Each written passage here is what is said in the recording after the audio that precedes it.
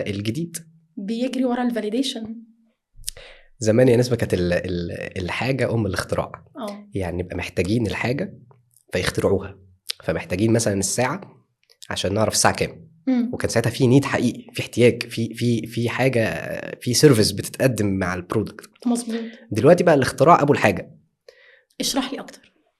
يعني احنا في كمية حاجات احنا فاكرين ان احنا محتاجينها، بس احنا مش محتاجينها.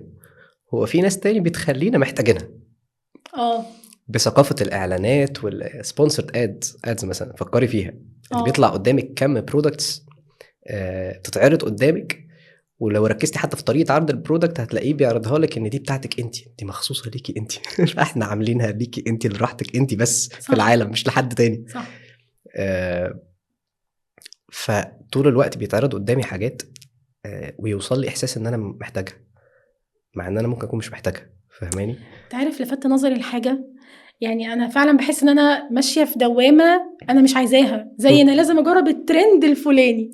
يعني الترند بتاع الميه ده اللي الناس كلها جريت وراه، هم خلوا ناس كتيره جدا بقت عايزه تاخد الترند ده وتعمله، عشان بيبقى في مباراه مين هيعمل الترند ده باحسن طريقه.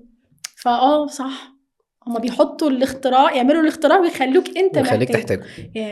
فانت لو فكرتي ممكن يعني ليه انا ممكن ابقى شخص ماشي قلقان طول اليوم لان فاكر ان في كميه حاجات فايتاني، وهي اصلا الفومو. بالظبط. شاطر. انا فاكر ان كل ده فايتني، انا فاكر، انا حاسس ان انا ناقصني حاجه، ان انا ما عملتش الحاجات دي زي ما باقي الناس عملتها. انا حاسس ان انا لازم هنجح بالطريقه الفلانيه او انجح بالشكل الفلاني عشان ابقى نجحت.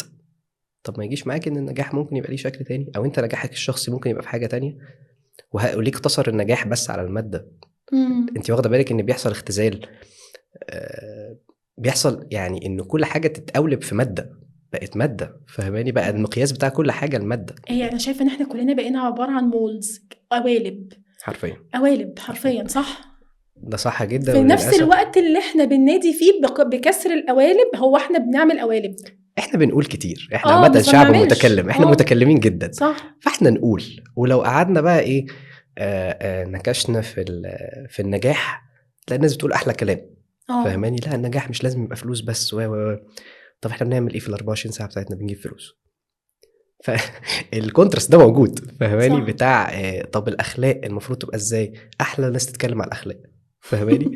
واسوأ ناس في الجرايم وفي تعدادات حاجات. صح. كتير. فهماني؟ اكتر شعب متدين بطبعه.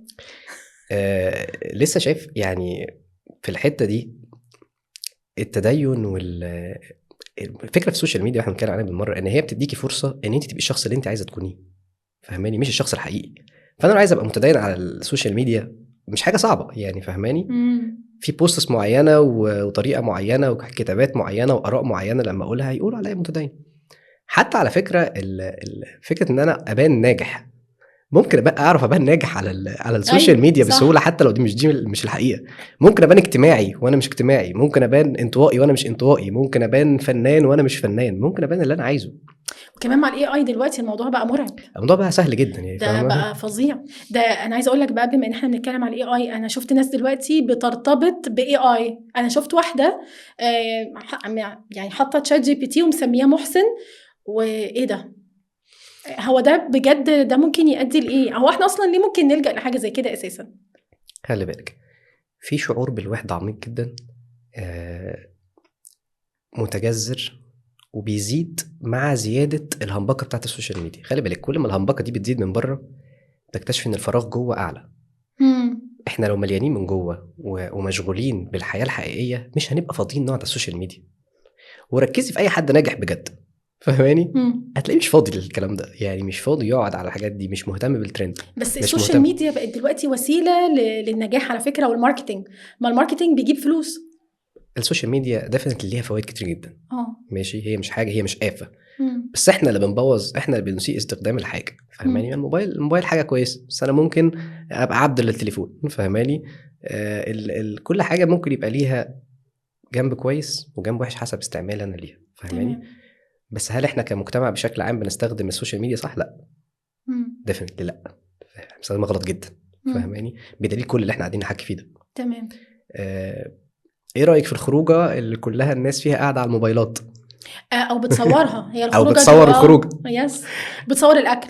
كان حد بيقول جمله على السوشيال ميديا جميله، قال انت لو مبسوط بالخروج اصلا مش تبقى فاضي تصورها. صح يعني صح. الجمله دي عجبتني، حد كان بيقولها انت لو مستمتع باللحظه اللي انت فيها انت مش تبقى فاضي ان انت تحاول تسجلها عشان تثبت ايه، فاهمه؟